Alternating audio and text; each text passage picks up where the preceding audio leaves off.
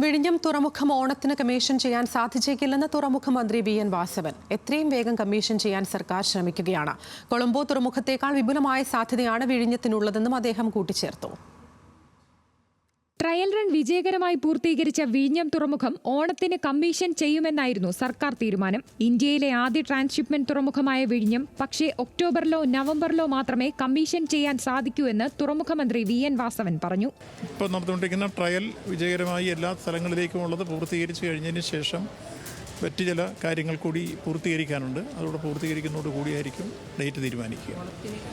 ഓണത്തിന് വേണ്ടി നടത്താവുന്ന രൂപത്തിലുണ്ട്, പക്ഷേ എല്ലാ സാഹചര്യങ്ങളും ഒത്തിണങ്ങി വരുന്നതനുസരിച്ച് ഡേറ്റ് പ്രഖ്യാപിക്കുകയുള്ളൂ. കൊളംബോ തുറമുഖത്തേക്കാൾ പകുതി നിരക്കിലാണ് വിഴിഞ്ഞം തുറമുഖത്ത് കപ്പൽ നിരക്ക് നിശ്ചയിച്ചിട്ടുള്ളത്.